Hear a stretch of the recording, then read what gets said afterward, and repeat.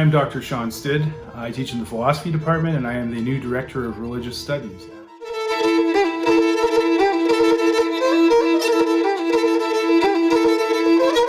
Religion is at the center of our quest to understand ourselves and each other. It's a subject of interest to lots of people. Religion is of interest to people who already have a religion, but it's also interesting to people for academic reasons, trying to understand history, culture, art, architecture, music, literature, philosophy. It connects really with just about every sphere of human interest and human endeavor.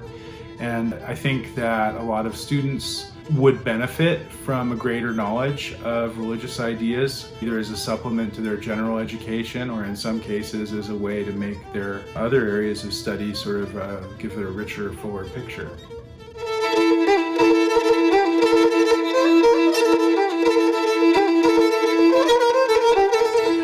A religious studies program at a university is good for several reasons. First of all, the subject is interesting on its own. But in addition to that, there are a couple things that universities look at a lot now. One of which is what we like to call interdisciplinary studies. In a lot of ways, religion is the ultimate interdisciplinary study. In the ancient world, religion and architecture and art and culture and politics all kind of went together. They were an assembled whole, and sometimes in the modern world we tend to pull those things apart. And that can be okay too, but I think in terms of understanding us now and us historically, religion and religious studies is a kind of glue that helps to hold a lot of seemingly different areas of inquiry together.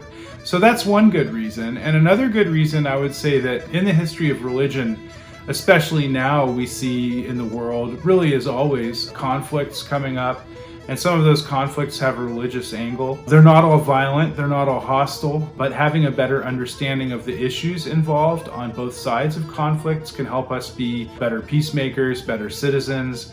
And so when you study, for example, the way that mainstream Hinduism interacted in ancient times with the Buddhism or Sikhism, or if you look at the way that Sunni and Shia Islam have communicated with each other, or the long dialogue that we're familiar with in the West between Christians and Muslims and Jews, all of these things are very important, I think, to study now. These issues are still in the world today. We're all still neighbors with each other and still talking to each other. And so in that sense, a religious studies component to an education at a university can make us much better able to face some of these pressing issues that we see in the world today.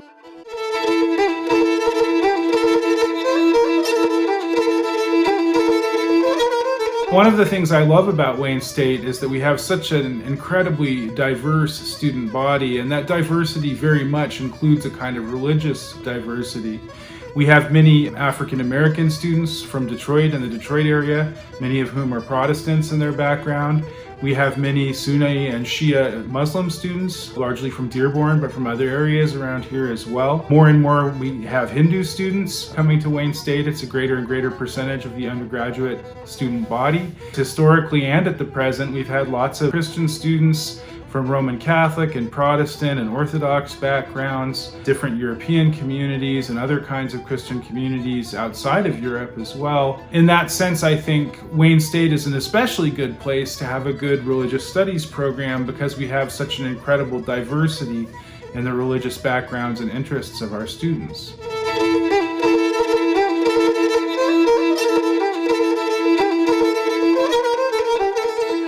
Human beings have always sought for deep meaning in things. Religion speaks to that. They search for community and they search for support, and religion is often part of the glue that holds communities together. And so for some students, I think studying religion academically may help them at least face up to the issues that the pandemic presents us with privately, and maybe can help students find directions for their own support and so forth. But I would also say that, a lot of people are viewing the pandemic as a time for political discussion and maybe political change. We're seeing lots of protests, and I think, the ethical principles that are cited both by many of the protesters and by some of the critics of the protesters, these are principles that many of them are rooted in their religious history of our culture and the different cultures that are coming together in these protests. And so I think it's very worthwhile, even as we think about what kind of society we want and how we want to respond to the pandemic, to also think about where the principles that are animating our personal and our political action are coming from. I would encourage anyone who's interested to email me. I'd love to hear from you if you have any questions about the program.